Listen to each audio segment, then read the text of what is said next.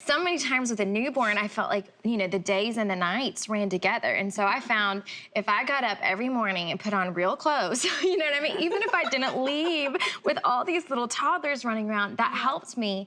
But also, I found that even when I did have time away, or even if I did put on my makeup that day, I had this soul need that I was missing something. And you had this desperate, Lord, am I doing this right? Am I ruining my kids? And so for me, something that helped me so much was when I took a moment and I went and just literally lay down and just cried out to God and said, God, I can't do this anymore. I just need you to show up, show out.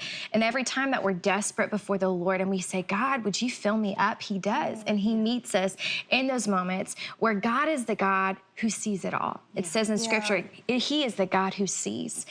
And I love in Scripture that story about the mom that went and she said, I have nothing. Me and my child are starving.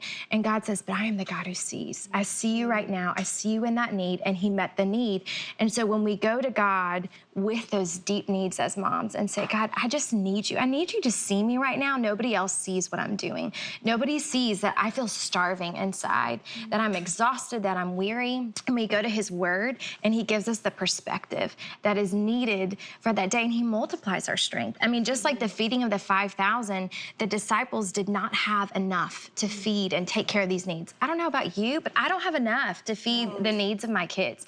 I have 5 precious, beautiful, needy children, and they have lots of buckets of needs, and there's only one of me. But what I can say is, God, this is what I have. Would you multiply what I have? And that's what he did with the feeding of the 5,000. The disciples said, this is what we have, and God took it, and Jesus blessed it, and he multiplied it and took care of all the needs around us. And so sometimes we have to just give God what we have. This is the little that I have, but God, I believe that you can multiply this. I believe that you can take care of the needs around us, and we need to be obedient to say, I can't do this on my own. I need help. I've noticed that when I feel burnout from mothering, from just everyday life, from work, it usually always goes back to the point that I am not pouring into myself from the Word of God. And I don't want to sound too churchy or too Christianese, but it really is true, is that I can pinpoint all the way back, okay, I'm feeling crazy and burnout. Well, when's the last time you just sat and listened to the Lord, Jamie? That's what I asked myself. And I realized that in those moments of feeling as though I can't do this anymore, I'm running out of steam, everything's falling apart, is it when I just sit, read my Bible, listen to worship music, pray. It's God does what he says he's gonna do, and he fills me up to where I can continue, not in my own strength, but now in the strength that he gave me. And so burnout is this #1 red flag in my mind, that I'm not spending time with the one who actually gives me strength to do everything he wants me to do. You found yourself at a time where you had 3 little babies, a brand new newborn, and you found yourself instantly a single mom. How did those couple years for you go in taking care of yourself with 3 babies? I think I had a community, and going back to community and involving people, because you want to be able to do it on And your own. asking for help. Asking for help. And I got to the point, I can't be mommy and I can't be daddy because God did not design me for that.